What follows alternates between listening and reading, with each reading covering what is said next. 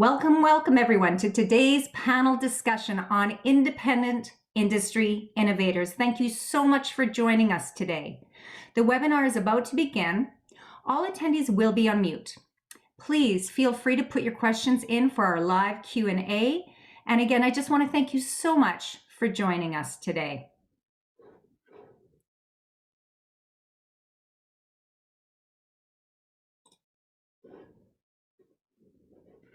All right, screen is back up.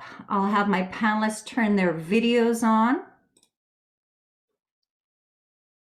There's all the lovely smiling faces. We have got people literally from all across the globe. So for some people, it's first thing in the morning. Thank you, Cal, for waking up for us. For other people, it's right at past their bedtime, probably, right? Stacy, I'm sure you had an incredibly busy day. So let's get going. We have an absolutely stellar lineup for you today. But before we jump in, I just wanted to mention a few items. This webinar will be recorded and available for playback. And we want to hear from you, so please jot down any questions that you might have for the panelists, as we will have time for Q&A. Now, we plan to end the webinar within about 60 minutes, at which time there's going to be a short survey for you to tell us your thoughts, because your questions and feedback are important to us. And they also serve as a guide for future panels that will be made available to you. So with that, let's begin. My name is Karen Salenzi, and I am honored to be moderating this panel discussion today on independent industry innovators. I'm a CanFit Pro trainer, providing national group fitness education, presentations, and certifications to fitness professionals throughout Canada. I'm also a Life Fitness Academy educator for North America and a master trainer for ICG North America. In addition to that, I provide online fitness content and articles to several different fitness companies and across Canada and the US. So what you're going to discover in listening to today's lineup of speakers is that we get to play and get paid for different roles within the fitness industry. We would like to provide you with some ideas of how you can do this as well. So at no point throughout history has the fitness industry faced such significant and immediate changes on a global scale. This isn't to say that the industry wasn't always changing, because it's not uncommon to see the introduction of new players, technological advances, or even a slow, very slow succession of both ideas and leaders. But what we, and I do mean the collective we, what we have faced over the last 12 months has changed the landscape forever. Innovation is commonly defined as the carrying out of new combinations, and this includes the introduction of new goods, new methods of production, the opening of new markets, and the conquest of new sources of supply. This is carried out in new organizations of any industry. Virtual delivery of fitness and business development can and does occur in many forms. Right now, we've got live instructor-led, live bidirectional, pre-recorded video on demand, and that's just to name a few. So today, you will hear from a panel of expert leaders who have adapted their methods and created new business models for themselves and for others.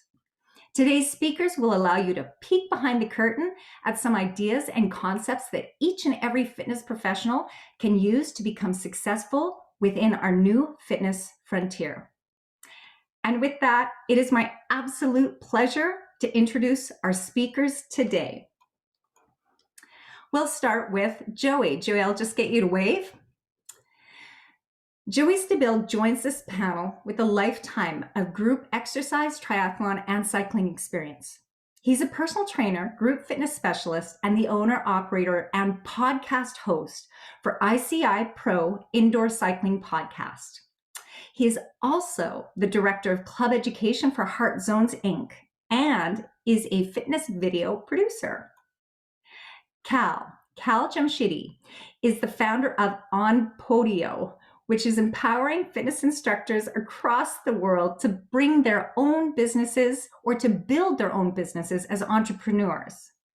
It gives instructors all of the digital tools that they need to build their own website and automate bookings, sell on demand, offer memberships, and do more without any of the complicated integrations. Stacy Waite.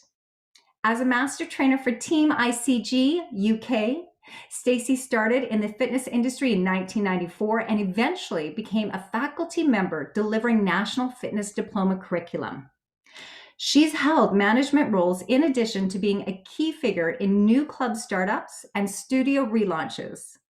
Over the years, Stacy's continued with regular instructing, program design in various modalities, as well as presenting at national events and in commercial fitness DVDs. I'm already seeing some crossovers here. And then, of course, we've got Tyler Valencia. Tyler has already had stops at Nesta, NCCPT, and Smart Fitness. In addition to being the founder of the Kinesiology Institute for Performance Specialists, also called KIPS, and Time to Train Fitness, which is an online exercise platform which specializes in live and on-demand workouts. Tyler holds both a bachelor's and a master's degree in kinesiology and is currently completing his PhD in health and human performance. I want to thank you all so much for taking time out of your day. Really excited to have you on here. So let's talk about this concept of, I like to call it metamorphosis, right? We've got metamorphosis through innovation. Innovation takes birth in sync with the evolution of a customer's expectations and demands, or vice versa. Either way, organizations around the world have to continually innovate themselves and keep up with people's wants, and the failure to do so, or even being indifferent to your customers' needs, will make your competition win. And then suddenly, customers become indifferent to you and your offerings. In order to understand the needs of your customers, you need to have a firm grasp on who those customers are. We're going to take a few minutes here so that each speaker can give a bird's eye view of their main business model right now and who their typical customer is. So Tyler, we're going to start with you, please. Well, first, Karen, thank you for having me a part of this panel. A lot of great guests that I've had the pleasure of speaking with over the last week, and it's a huge honor to be on this. So with Time to Train Fitness, a brief overview of the company is that we are a virtual gym. Essentially, we offer a variety of formats online. We have bar, we have 3 different types of yoga, we have 2 different types of HIIT programming, we have strength training, we have indoor cycling, all online and also available on demand. So with our live classes, we have roughly 20 live classes per week. And also right now we're just got past it, 250 on-demand videos. Our typical, we'll say, customer right now is the female demographic. That's something that I'll touch on a little later on how I came to that. But right now it's the female demographic that we really discovered that hones in on our classes and really enjoys them. So we really go after them.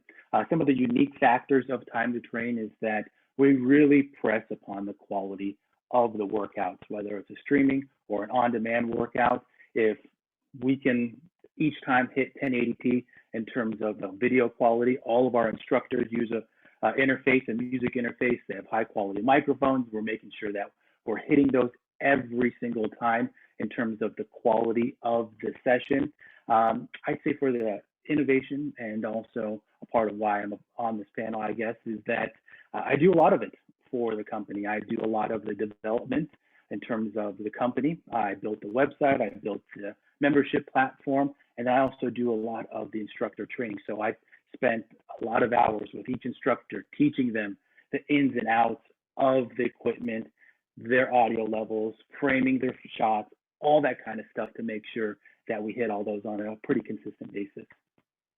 And I'm so glad that you bring that up, because that's actually how you and I met. Is I saw one of Tyler's instructors videos, and I reached out to say, that was amazing. Because one of the things that I do for a couple of different companies is I evaluate their instructors.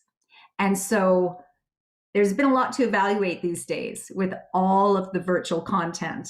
And I saw Tyler's and I was like, who is this? Who's this instructor? And what is this website? Fantastic stuff. I really encourage everyone to check that out. At the end of today's webinar, you will have access to everybody's information, so you can check it out too. Thank you so much, Tyler. Super happy that you're here. Thank you. We'll move on to Cal. Cal, tell us about your business model and who's your typical client. Yeah, sure. So onPodio is a platform specifically built for independent fitness instructors. So individuals who are going out alone, doing their own thing. And so we help them start, run, and grow their own business from a technology standpoint. So specifically, the two pain points that we try to solve for instructors is one, making it incredibly easy to create your own website in about 5 minutes. And then two, having everything that you need on that website to actually run your business. So as you said earlier, it includes all the tools to automate bookings, collect payments, offer your own memberships or class packs, and even offer your own on-demand library. So typically what we're replacing, and it's probably going to sound pretty familiar, is the manual admin processes. It's the Instagram messages or Facebook messages trying to book a class. It's the manually sending out PayPal links or Venmo links, depending on where you are. It's then reconciling that to then determine who to send out the Zoom link to. We streamline all of that and make it super simple for you to have your own website that automates all of that. So that it's a good experience for your clients, but it's also a much easier experience for you. To zoom out though, one of the core elements of our platform is we're a B2B business. So the instructors are the business, they're the brand. We just want to help power those businesses and brands behind the scenes. So we're not consumer facing at all. We don't have a marketplace, and clients can't come to onPodio to find you. It's really giving you the tools you need to run your own business. And basically bringing all the tools that gyms and studios have to run their businesses. We're lowering the technology barrier so that instructors have those same tools as well. Such a powerful statement, lowering the technology barriers, because I don't know about anyone else, but I have spent an incredible amount of time mucking around with technology to make things work. And I should also mention to everyone who's watching today or watching the recording of this, I reached out to all of these speakers because I saw something special in everything that they were doing. And I had actually looked at Cal's site and was just blown away at not only the setup of it and how smooth everything is with it, but also the fact that, and I don't know if you were going to talk about this later or not, Cal, but just the pricing of it all, because that just blew me away. Instructors don't have to actually pay anything until someone buys the class. Yeah, so onPodio is free for the instructor. We took a step back and sort of had a bit of an analysis of the industry, and we saw that and definitely recognized that instructors are underpaid and they should charge more. They could charge more, but given the craziness of the last year, I can totally understand why instructors are maybe a little fearful of charging more. So how we make money is we add a booking fee. So when your clients book a class with you, we add a fee that they pay rather than taking it out of your pocket. So there's no monthly subscription that instructors pay to us. There's no percentage cut that we take of your income. It's a fee that's paid by the client each time they book a class with you. And it's very reasonable. Like, it's an incredibly reasonable fee. So yeah, it's 49 cents plus 3%. So it's like, people think of it as a sales tax. On a $10 class, it's like 79 cents. And people don't blink when booking the classes. That's fantastic. And your main market, which areas of the globe? Definitely North America concentrated. So Canada and the US is probably 90% of the market, but we definitely have people throughout Europe and a small presence in Australia as well. Perfect. That's fantastic. Thank you so much. All right, Joey, On to you, Joey. I've known you a number of years, and asking you to talk about your main business is tough because you have a few businesses going on. But what can you tell us about that? Welcome, Karen, and thank you, and thank everybody else here on the panel. Pleasure to be part of this. Yeah, so I've been involved in the fitness industry longer than some of these panelists have been alive, I think. I started with one of the very first Johnny G certifications back in the 90s. That's 1990, right? Different century. But we've done it all, really. So my primary business is Cycling Fusion, where we do consumer education for instructors. I would say my secondary business is HeartZones. I'm the director of club education for HeartZones. So we get out, get to play all day with Group X instructors and explain to them the wonders of heart rate training and how people can make sense of their Apple Watches and that kind of stuff. But more specifically to this panel and why we're here today, we started off in a virtual ride business back in 2007. Cycling Fusion was one of the very first companies to offer an online certification. And we've maintained that throughout the years and kind of grown it. We started off with virtual rides in the cycling industry. We grew that to be virtual endurance athletics. So we did cycling, running, walking, and rowing. We haven't figured out how to do a virtual swim yet, but we're working on it. But that really has morphed over this last really year and a half into a B2B model that we've been working on. And we produce fitness videos for a lot of the big players out there. We have about a 20 by 30 dedicated green screen room that we film instructors in. And most recently, to pull that all kind of together in about the last 6 months, we've come back and returned our focus to the individual instructors, taken our 15 years of experience through streaming and through filming and virtual work that we've done, and created some, what I think are cutting edge certifications out there and informational sessions to try to teach people how to survive in this new visual and, visual and virtual world that they're frankly unequipped for, right? It's hard. And so looking at this wonderful panel, I almost feel like I'm the bridge, right? Like we've got people that are on the education side, we've got people that are on the tech side, and we kind of span between the two of them and, try to bring that middle information out. It's fantastic. And Joey, I mean, even though I've known you for years, what really made me want to bring you on today was the workshop that you have available right now. And I'm not sure if you're going to go and talk in depth about that later on, but I definitely think that it's something that should be highlighted. So, well, thanks. I appreciate it. Yeah, I'll give the 2-second version and then I'm sure we'll get into it a little later. But it's, the bird's eye view is if you are planning on doing virtual instruction, it is the very, very, very best $55 you will ever spend.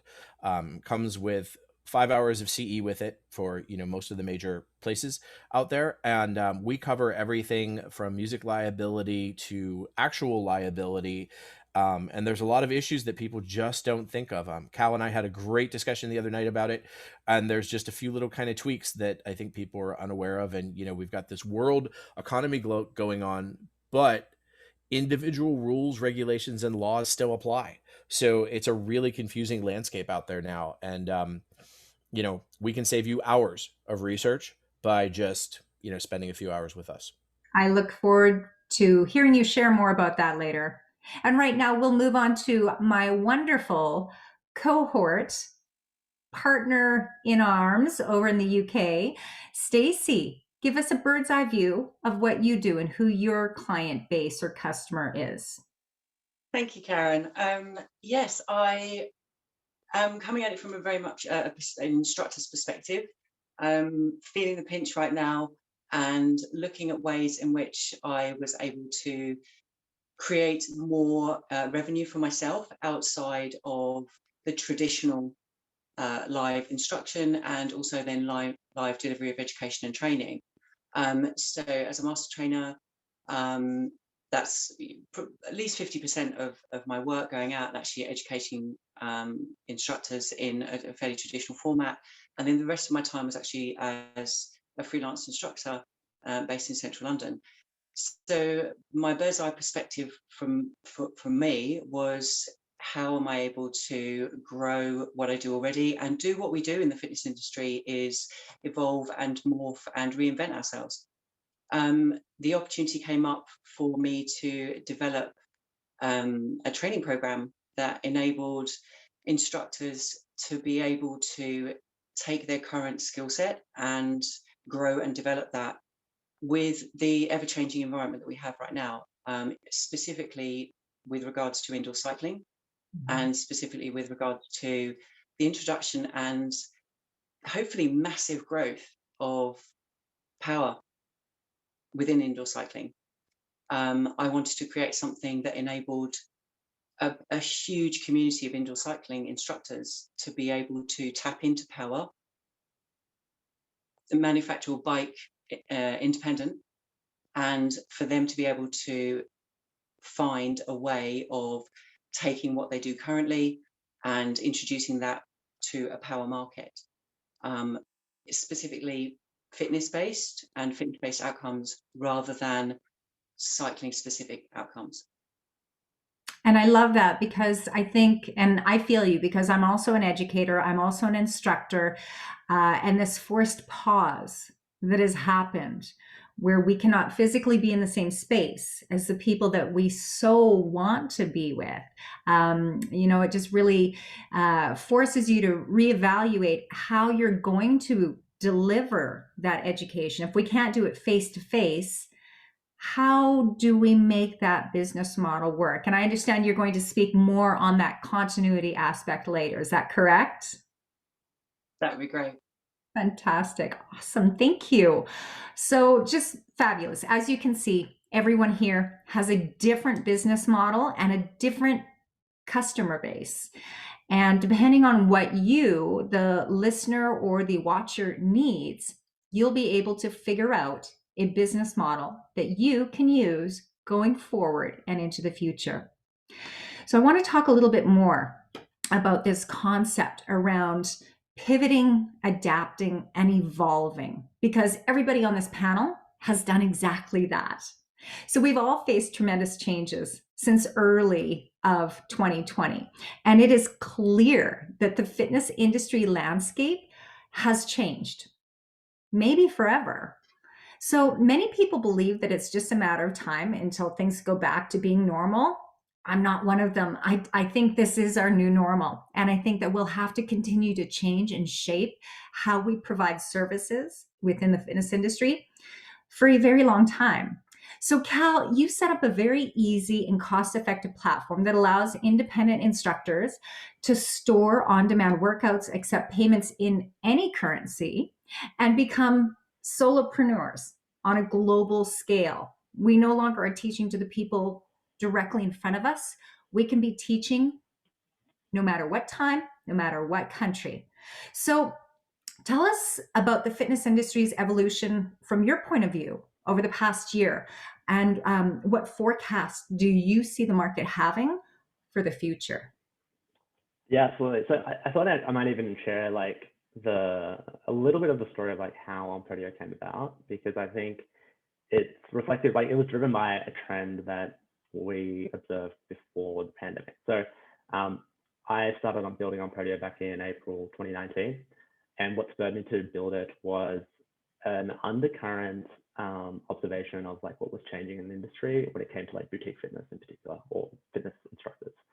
And that was basically, at least in the US, boutique fitness had exploded. It had been a decade-long run of every corner was opening up a new studio.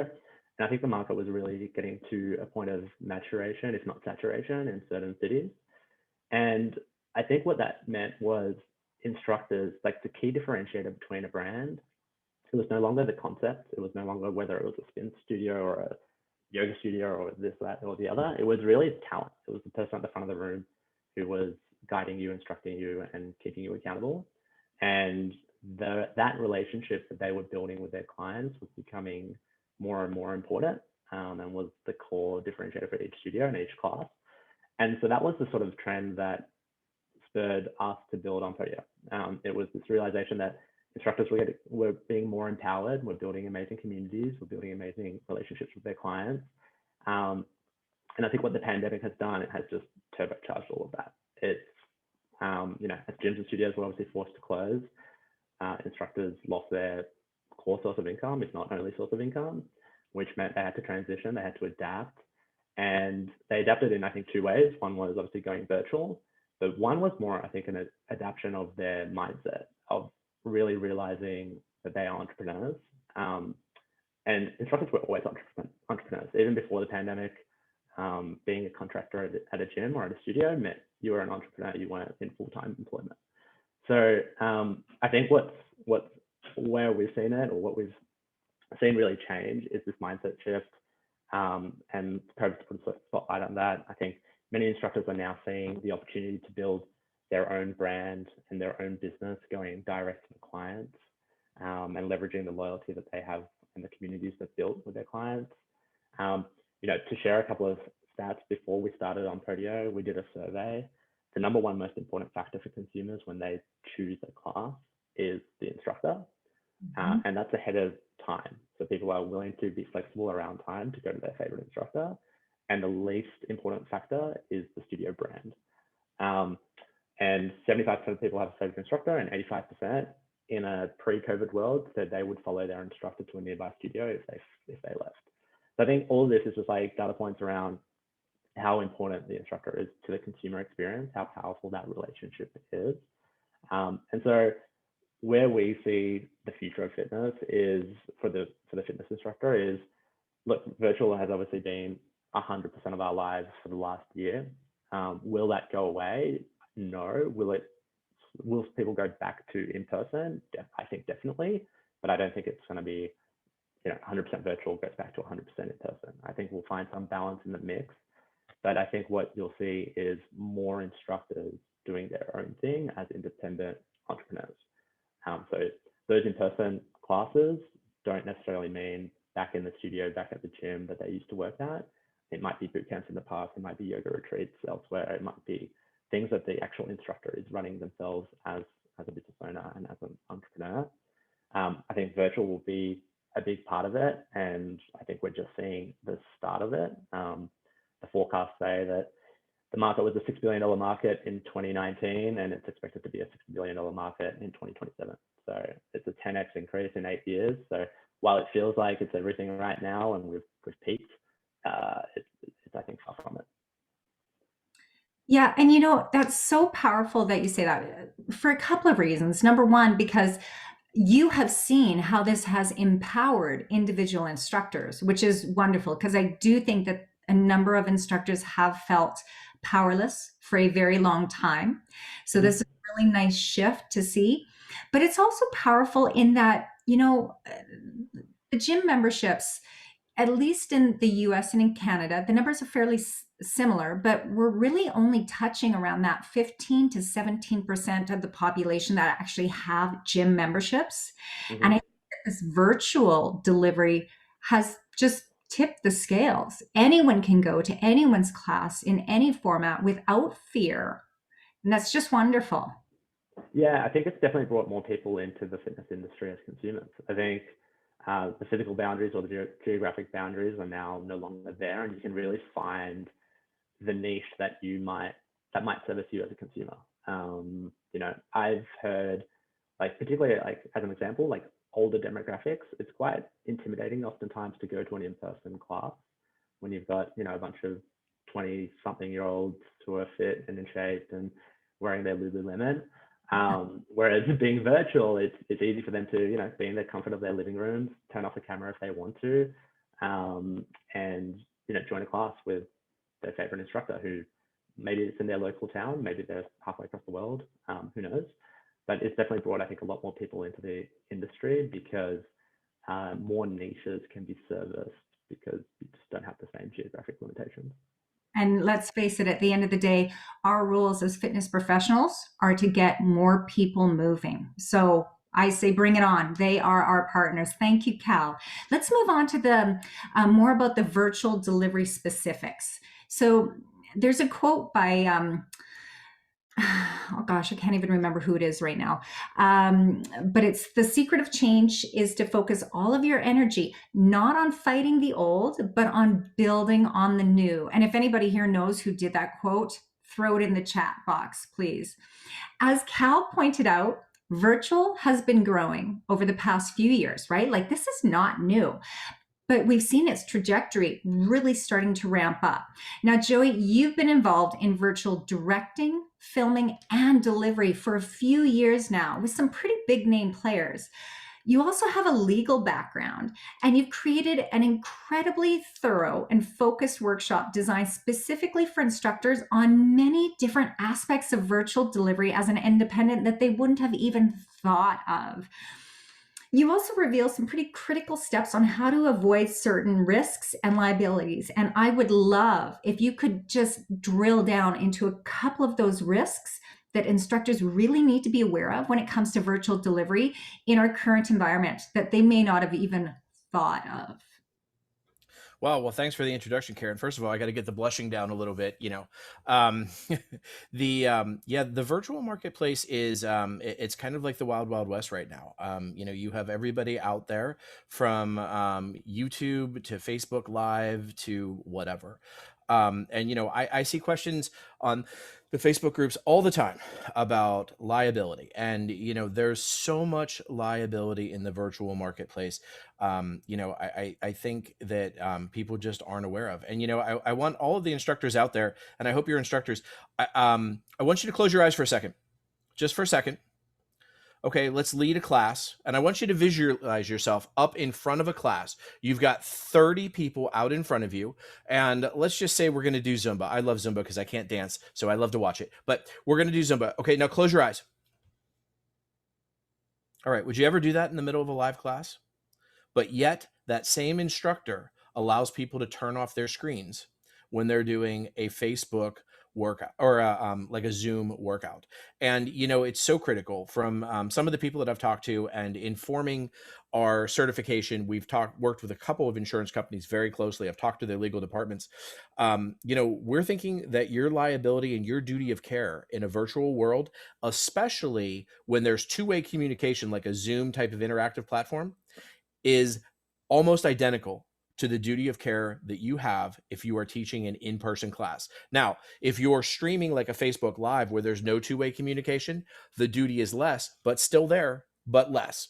And of course, if you're doing video content delivery, like video on demand with a CD, well, people don't use CDs anymore, but a downloadable thing or something like that, right? So I was just going through a pile of CDs this morning. So, less duty of care, but still some there. But what I want to focus on today is that duty of care for that live interactive workshop. And it's again, it's just as high. And I'm going to start off with what I think is the most important information that we give in 5 hours. If you get nothing else, I want you to walk away with this. And I want you to picture this. We're sitting here, we're all having a Zoom class. And of course, it would never happen with the 5 that I have in front of me because, you're all esteemed athletes. But I've got a room full of newbies, right? I've got 12 people out there, and we're doing a hardcore FTP test. We're going to do it Karen Salensi style. Instead of doing the 2x20 with the rest in between, we're going 60 minutes straight. At 45 minutes, I watch someone fall off their bike. Now, I've collected the money via PayPal, so all I've got is an email address. So I say, okay, just like at home, I'm going to dial 911. Oh, wait, I can't. My phone's registered for 911. They're going to come to me. So much to my chagrin, I'm going to sit here and I'm going to watch this cardiac event and have absolutely no power to help that person that I was truly set out to help and to lead on a better lifestyle. And so, one of the most important things I can tell all instructors out there is please, 1, keep your screen on. And 2, please, please, please make sure from every single participant you get a local emergency contact number, because again, 911, that's what we use here in the States at least, will not work. And you got to have somewhere that you can call to get EMS over to them. And also you need to have the location of where they're exercising, not their home location. It could be different where they're exercising so that you can send EMS out. We also go into depth with cyber liability. We talk about crossing jurisdictional borders. Karen, if I have you in my class, I could very well find myself subject to the rules, laws, and regulations in Alberta. And, I know nothing about them, right? I could be trouncing all over what I'm supposed to do and find myself in some very serious hot water down the road. Here in the US, and I know I'm just a couple of seconds over my time, just one more quick thing. Here in the US, we just passed a law in December that now the streaming of copyrighted material is an automatic federal felony. And they're getting serious about this. It's got some teeth now, and the industry is going to start going after it. And so these are things that instructors have to pull into line. We try to offer constructive ways that you can work with these considerations, you can mitigate your risks, and you can do the right thing by not just yourself, but your clients. Yeah. And Joey, like I was so impressed with that workshop because I don't just bring anybody, I don't just talk about anybody. Like I do my research. And of course, doing my research with you, even though I've known you for years, I took this workshop and I walked away just blown saying every single instructor needs to take this course if they're going to do virtual. So thank you for that. And again, at the end of today's webinar, we're going to have everybody's information up. You can take a picture of that so that you can reach out to any of our guests on this panel. Joey, thank you so much for that. Yep. Super, super powerful. And I do apologize. There's a precocious cat right beside me that keeps on coming in and out of the frame. I don't know if you've seen the tail on the corner of the thing, but I'm trying to get her under control. Yeah, no, it's okay. Tyler's is probably going to show up any minute now, any minute. So speaking of Tyler and his cat, let's talk about this concept around progress or perish, right? So the world needs dreamers and the world needs doers. But above all, what the world really needs the most of are dreamers that do. So Tyler, you've launched a very successful business model where you employ virtual instructors from all over North America and are closely tied in with fitness professionals on a global scale. So being an in-person Group X manager is hard enough. I can say that. I've done it. Stacy's done it too. But somehow you've chosen to do this and take it up a level and done it virtually and expanding both your product offering and your lineup of instructors. So I think that you've probably got some great information to share. He's laughing. So if we're going to talk about sort of some of the logistics or difficulties that you've experienced when starting out with this company and restarting it, right? Because you started it, then you did a little bit of a restart. What can you share with others out there that are actually wanting to do this on their own? They want to become a Group X manager virtually. For sure. So my joke that I'm going to kick it off with is that team meetings are essentially impossible. We tried to do it a couple months ago, and no way am I going to try that again. But on a positive note, I will say that I've had to improve upon my communication skills, how I communicate with tech items or weekly updates with everybody that's on the team, and just being available for them definitely has been part of the improvement process. But really on the instructor level, the biggest difficulty that I know a lot of people tuning in for this is the tech side of it. Getting quality streaming workouts, on-demand workouts, the audio, the video, the lighting, the framing, all that kind of stuff. And a little caveat that people that know me that are friends outside of the fitness industry, they often ask me about, why do you make tutorials about this? So Karen mentioned I own another company called KIPS. That's education for personal trainers. And I make tutorials on literally everything that I buy for Time to Train or that my instructors with Time to Train implement in their streaming workouts. I make tutorials on those. So interfaces, mixers, lighting, all that kind of stuff. I make a tutorial on them. And my friends would be like, why you're giving the answers away? But at the same time, I know that the learning curve for implementing these items is so high that figuring this stuff out, you can buy it, sure, go ahead. But the implementation of it is so much harder. And that kind of segues into really the behind the company, Time to Train, something that I invested in and is really the education of the instructor. So if you're in the fitness industry for a while, you hear about really I'll say the cultures of some of the big dogs that really heavily invested in. One of those, I'll say, is Equinox. I know Equinox has a top education program. I feel like any trainer that works for Equinox, they leave there and they are ready to start their own business. It's because they have such a great educational program.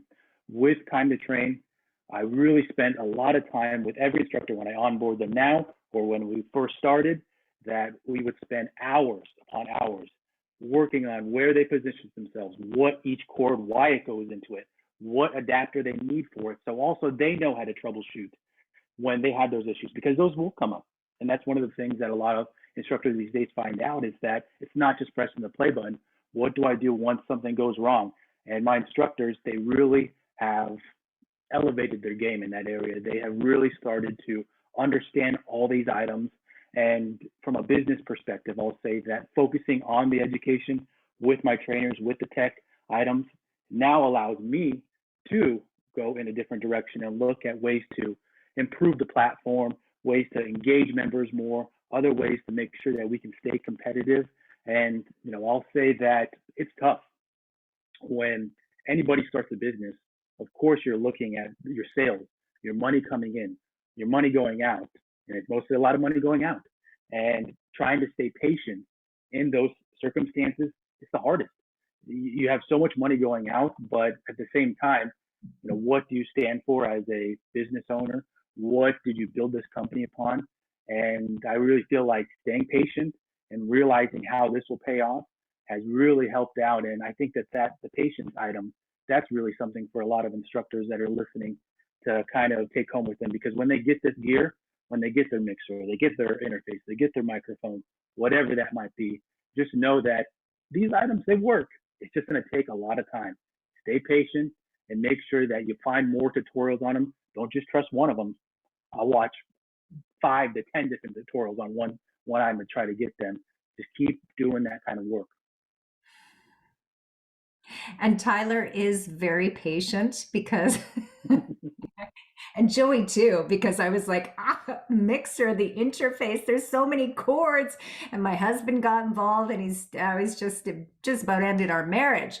So the fact that you have patience and you're able to deal with all of these instructors is fantastic. And again, I just want to reiterate that if you are a virtual instructor and you want to really see how to do it right, check out Tyler's classes. Well, I mean, not Tyler's classes, but Tyler's company's classes. Do you teach classes, Tyler? I'll say it's in the works. There's something, it's behind the scenes, but it's in the works. I have another business project for you behind the scenes. I was like, Tyler should start up a consulting business where he will evaluate virtual instructors to give them tips on how to improve their game. And one more thing, since we talked about cats, I have 3 cats, not 1 cat. I have 3. Oh, the cats. Oh, I locked my dog out, so he's not bothering me. Thank you so much for that, Tyler. So this leads really nicely into my next point about guiding the masses, right? So let's say that you're like, I don't want to do virtual. I don't enjoy seeing myself on camera or hearing my recorded voice, or I think this is a phase that will just pass, because there are a lot of people that believe that this will just go away. The creation of 1,000 forests is in one acorn. And that is a quote by Ralph Waldo Emerson. And I think that it applies directly to our next speaker. My fellow ICG master trainer from London, England, Stacy, has created a brilliant business model that allows her to contribute to the ongoing growth and development of dozens of instructors, while at the same time ensuring proper training adaptations can take place. And the reason why I got so excited about that is because I do this as well over here for a few different companies. We provide written content. And while our audiences, Stacy, might be slightly different, essentially what we're doing is we are being able to show other instructors how to teach their people. So I hope I didn't steal your thunder there. Explain what it is that you do and how it's a benefit not only to the individual instructors, but also to the facility owners and managers.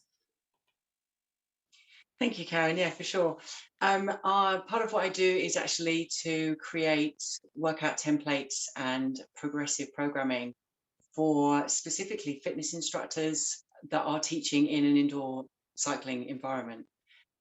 So rather than take it from a cycle specific, I'm going to put that into, let's say, performance cycling category. And I believe that there's an absolute wealth of information out there for instructors to be able to develop and grow and create. And in a live setting, that's not necessarily what we're seeing with the development of or introduction of power within the indoor cycling studios. The idea of bridging the gap between performance and then entertainment-based riding. And I'm very, very privileged to work with some of the best entertainment instructors in central London. And actually what I've done for them is say, okay, guys, let's take what you have currently, let's take your current skill set, and let's take this new genre that we're seeing now. And it's a growing genre, power training in an indoor cycling studio setting en masse. And how can we get you to be incredibly confident, not just doing what you do incredibly well, but also introducing the concept of power without feeling overwhelmed, without feeling like it's not something that it's not necessarily your bag. Most of the instructors that I work with as entertainment riders, they don't necessarily ride outside. They're not cycling individuals, but they are phenomenal at what they do. Creating playlists, creating workouts, creating an atmosphere for people to be able to get that whole experience. And I've created a way of being able to say to them, these are the basic templates taken from cycle-specific, performance-based workouts that we know that will translate incredibly well into an indoor cycling entertainment-based studio setting. Mm-hmm. Whatever bikes you're on, whatever power meters they're using, however you're visualizing that, you can still use that system. Here are the templates. Taking those templates and then building them into a program that is progressive. Therefore, adaptations can come into that, but utilizing the entertainment base rather than the cycle-specific base. For the management of the clubs, they know exactly where their instructors are at any one given time, so they can kind of do that whole walk past the studio, listen in, hear what's going down. They know what's happening. They know that at this point, at this time, my system is a monthly system. At this point in this month, that's great. And I know the instructor's doing exactly what they need to be doing. The system enables it to be repetitive as well. So the instructor's templates won't just serve them for the first quarter or the second or the third. They can actually be repeatable within that. But they have a level of flexibility within each of them that enables the instructor to have a level of creativity that quite often is missing when we're in some of the world-class exercise to music workouts that are provided with pre-choreography. Absolutely phenomenal, fantastic.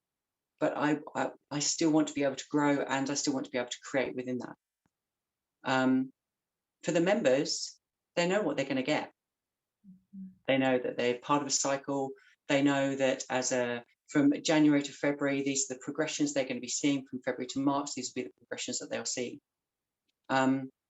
without losing the entertainment side. So I'm kind of hoping that it would become a gateway for people to say, hey, this cycling lark, I quite like this. Show me the way to the performance guys, and point them in the direction of the gym. Well, it is gym floor for us. I've also wanted instructors to have a platform that enabled anyone to join at any one given time within the cycle. So a new member could come in and experience the phenomenal playlist and the instruction and the coaching that they were able to give within the realms of power, get an understanding of power, and understand that at that point, that is the start of their journey. So they should be able to do that at any time. So that's kind of what I did. So, and I love this because what you're doing is you've created a very clear picture of something that any qualified fitness professional could actually approach other facilities or the facility that they work with to put together ongoing program design and development that will ensure that proper training adaptations are taking place, that will ensure that there's consistency from instructor to instructor, that still allows a little bit of wiggle room for creativity and change and individuality. And the person that puts this program design together is actually making an income stream without having to teach. I love it. Stacy, I love it. You and I, we are so in sync. I was so excited to talk to you about this because I was like, yes, my sister across the sea, she's doing exactly what I'm talking about. So thank you. I love that. Beautiful, beautiful. What's that? I said thank you for inviting me. Happy to have you here. All right, let's go into rapid fire because I know that we've got some Q&A questions coming up. So we're going to keep the rapid fire as quick as possible. I want each of you to say in a very short period of time, what was the propelling force for what you are doing right now? And Cal, I know you touched on it, but I love your story so much. So tell us, why did you start doing what you're doing? Sure. So I'll try and keep it brief, but basically it was my experience as a consumer. So I would always go to the same Saturday morning spin class in San Francisco. She was my favorite instructor. She was my only instructor. And she came into class one day and said she was moving to New York. And I had an allergic reaction to that. I was sad, I was upset, I was disappointed. I eventually got over how I felt and thought about how she must be feeling, and basically the realization that one, she was so important to my experience as a consumer, but two, she had built an amazing brand and reputation, but it was hyper localized. She got none of the benefits as she took that from San Francisco to New York. And that was sort of the so-called light bulb moment of this paradigm shift that I think we're seeing now, and that's been accelerated by COVID, and spurred me to start building onPodio. I love it. You created a website for your instructor. And does she have classes? Like, can we go check out her classes on your site?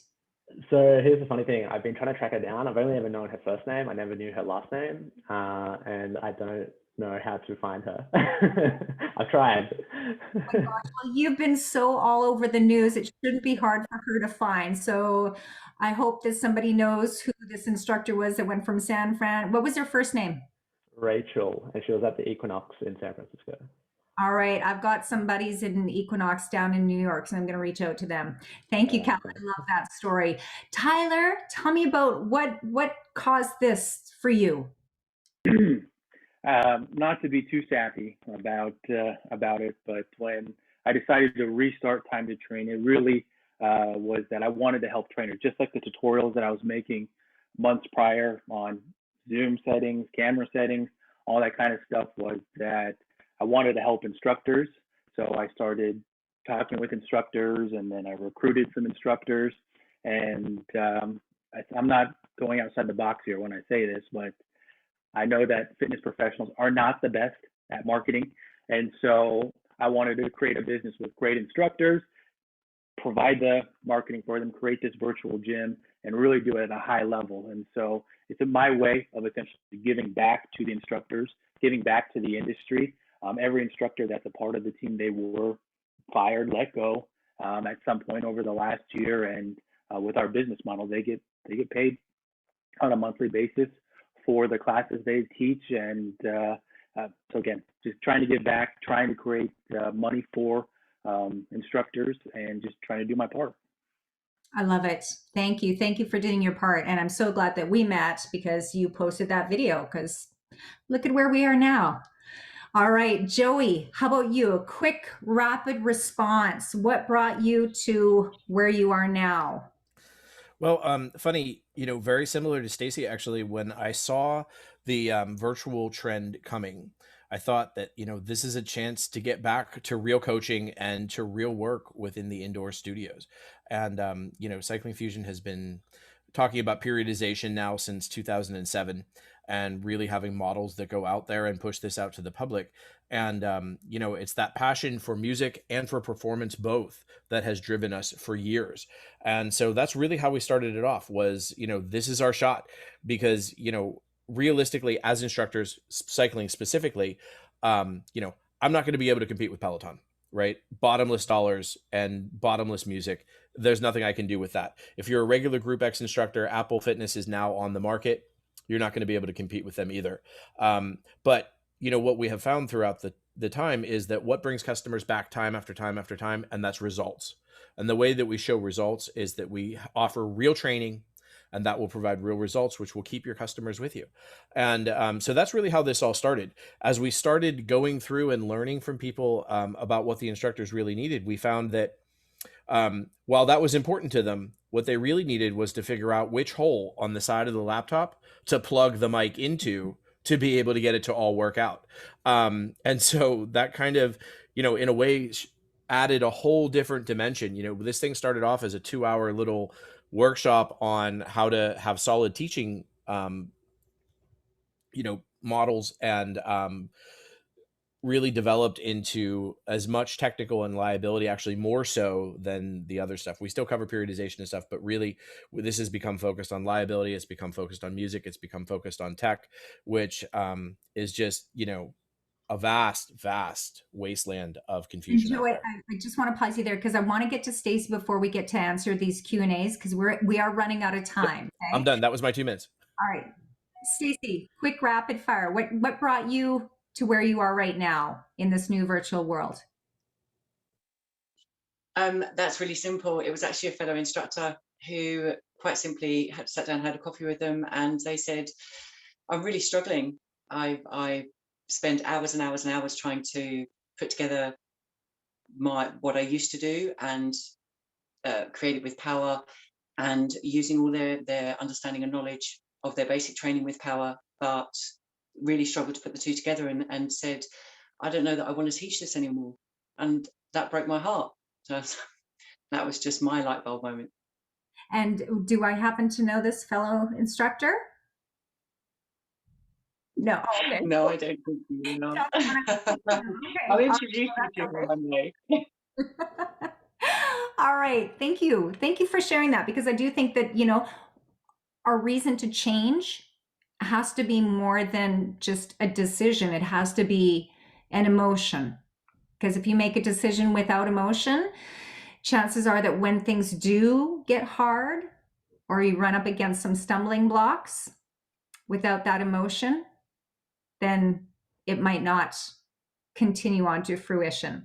So we've got a number of Q&As here. So let me just open this up here. Or actually, we have a number of Q's, not so many A's. You guys are going to be in charge of the A's for the answers.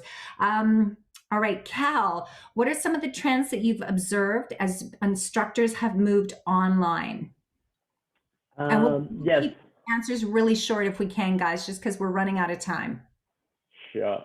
So I think I'd say probably 2 things, and this has been a trend over the last 6 months that we've observed. More instructors are doing on demand. I think that's probably a reflection of, one, trying not to trade time for money and giving yourself operating leverage in your own business, and that's something we cater for. But 2 is catering for the convenience of your clients. I think start of the pandemic, everyone was at home, people were probably bored, people would come to any class at any time that you set. Now people have hit their routines, and while they might be able to attend some of your classes, the idea of having on demand is also quite beneficial. And so I think that's why on demand we've seen it go from basically 0% of the business to about 30%, and it's increasing each week. And then I think membership is the other one. So less and less people are doing drop-ins only, and more are shifting towards memberships.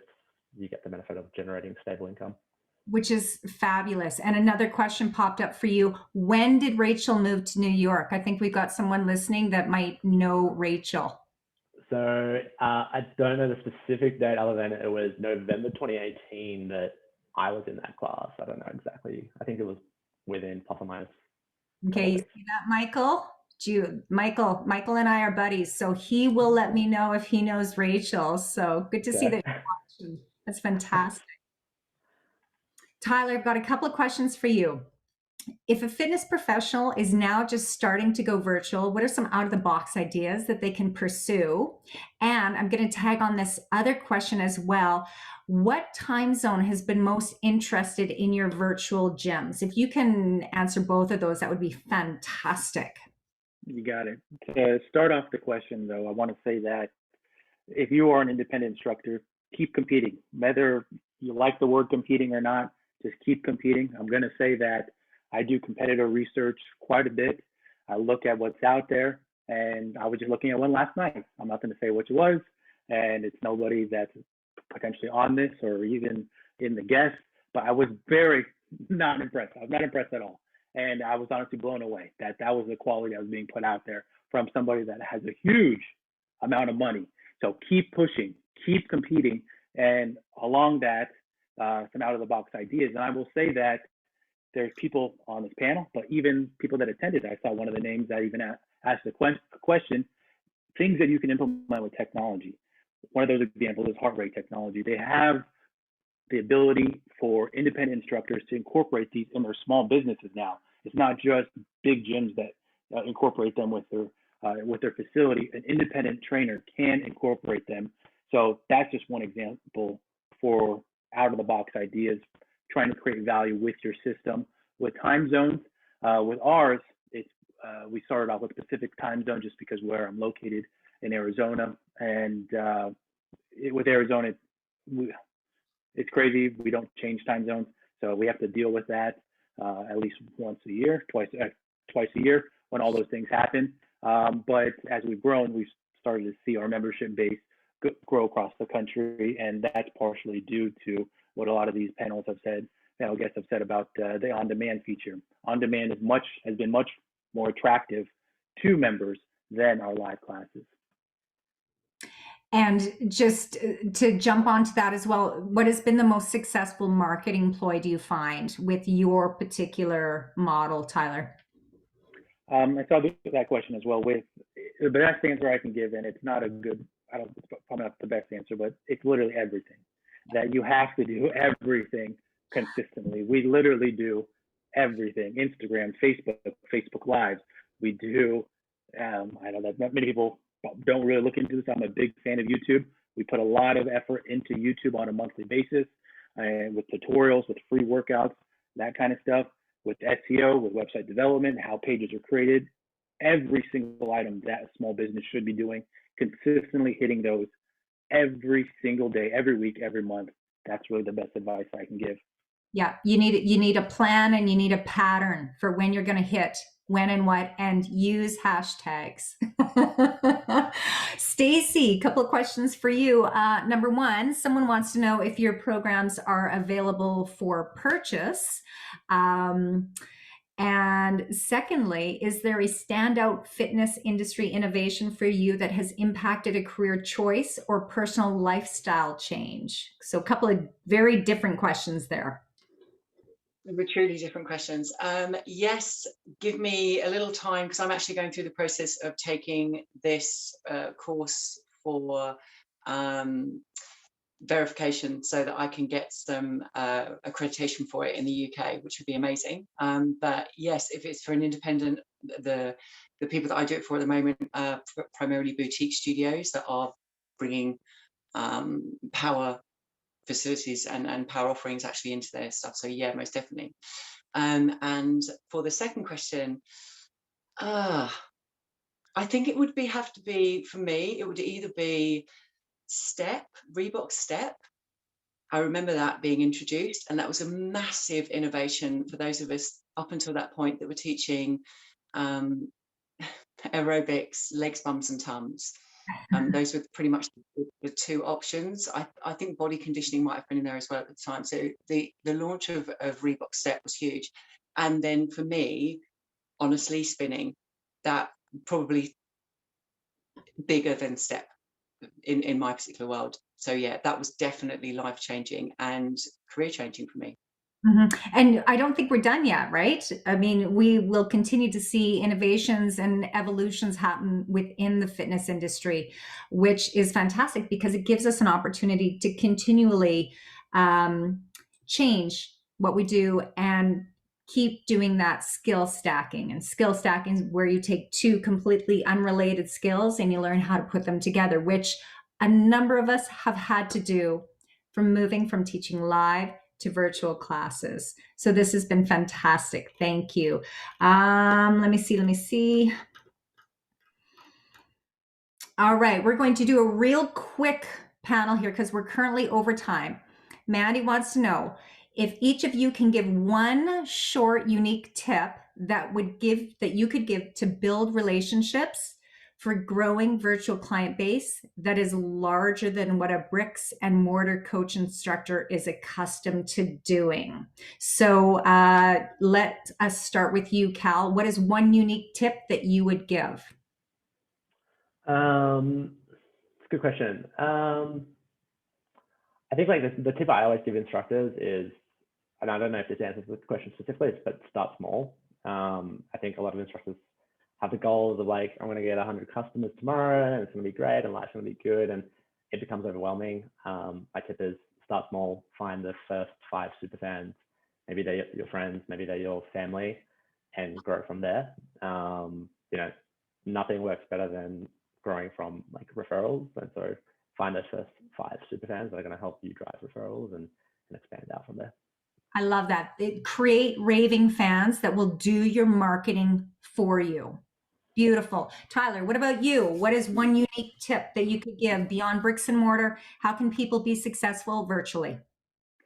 I'll give you something that actually we're doing right now. It kind of goes along with taking examples from a brick and mortar, is that we do member only events. And with this, I will say virtually, you have the ability to not just do people in your local area like a brick and mortar. For example, I have a friend that is a celebrity chef. He recently did a cooking demonstration for our members. He was actually just on that Selena and Chef show on HBO Max. So we do monthly member only events as a way to give back. Those are kind of ways to also push people to our member Facebook group because unfortunately, a lot of people don't want to be on Facebook right now. And we only have a fraction of our members in our Facebook group, but if there's ways that we can get them to interact and ways to be creative with it, that's what we try to do. So that's my one tip for that. What an absolutely brilliant idea. I love that. Give them something that no one else can give them specifically for your group. That's fantastic. Thank you, Tyler. I'm going to ask Stacy next because it's really late at night for Stacy right now, and I want to get her before she slips into those PJs. Stacy, what's one unique tip that you would give for people that want to go virtual to make a difference? Honestly, delivery, whether or not it's live or virtual, is be authentic, be yourself. Do you find that people have a hard time feeling comfortable when they're on camera? Oh, for sure. The first time I was asked to deliver a commercial DVD and did some practice runs on camera and watched them back, and I said to the director, I don't know who that is. I don't know why I'm talking like my nan is watching. That was literally this kind of weird voice that I've taken on board. And that was the tip that he gave me. He was just like, just be you. And so that's paying it forward. I love it. And I have a great quote that I've shared with people before. I'm really bad at being able to say who gave the quote. So you look how you look, you sound how you sound, get over it. The only reason people are freaking out about it now is because some of them are being forced to make these changes to virtual. So it is what it is. If people loved you in the room, they will love you on the camera, and you need to just connect and project through that camera. Thank you, Stacy. Joey, what about you? One unique tip. I think the biggest thing for succeeding in the virtual world, and I saw one of the questions out there was, what do you do when the audience is bigger than you're used to dealing with in a small studio? And I think the biggest thing is to reach out to the leaderboard. You got to look down at who's at the bottom of your screen and who's in the middle of your screen. Everybody sees who's at the top of your screen. And I think that's how you keep that feel, because even if you can't talk to each and every individual person, they'll see you talking to some people that aren't at the top of the leaderboard. And if you're not using a leaderboard, you should. It really helps you, I think. And helps you from both sides, right? It gives you that personal appeal. It helps you to be who you are, and it helps to bring some of the people at Cycling Fusion. We always have a saying that we carried over to HeartZones: always best to lead from behind. Love it. Love it. And I mean, if you look at the most successful companies out there right now, they have got leaderboards because that is how they build connection. So I love it. Fantastic. My friends, I believe that we are out of time, and I want to thank everybody for staying those extra 10 minutes because, there was a lot to cover, and I think that spending that extra 10 minutes will be incredibly helpful. I'm going to put up the follow the leader slide in just a moment here, but before I do that, please let me take a moment to thank you and share a quote from someone, and I know who said it this time because she is my absolute, I adore this woman, Shannon Fable. So Shannon Fable, who is a fitness industry leader and expert, said this: innovation is a new idea, method, or device. It's less of a band-aid and more of a paradigm shift. What it doesn't mean is abandoning your core beliefs, but it does require you to rethink the business model, find or resource new talent, and reimagine who it is that you are and how you serve those people. The world right now is talking about being healthy. People have flirted with exercise in new ways. They are able to access increased convenience time options, and those no longer are seen to be a barrier to entry. So, as fitness professionals, we must wake up to the opportunity presenting itself in the new normal. And with that, I want to thank all of my amazing panelists, my friends, everyone who showed up to listen and watch and who gave some absolutely great questions. And what I will do is I'm just going to share my screen, have your cameras ready so you can take a picture. I see that we've already got some Facebook friend requests coming up. So I believe, okay, everybody should be able to see follow the leader. You might even still see Joey if he's popping up on your screen there. So take a picture. This slide won't be up for much longer. And I'll just bring everybody back. And we're back. So thank you so much, everybody. This concludes our webinar today on independent industry innovators. And I know that they have so much amazing information to share. And I do hope that you've also taken away some of this information and start implementing it immediately. Everybody, have an amazing day. Thank you again for attending. At the end of this, a short survey will pop up. I would love for you to fill that out. Thank you. Bye, everybody. And I will send out the link to this recording as well. The slow wave.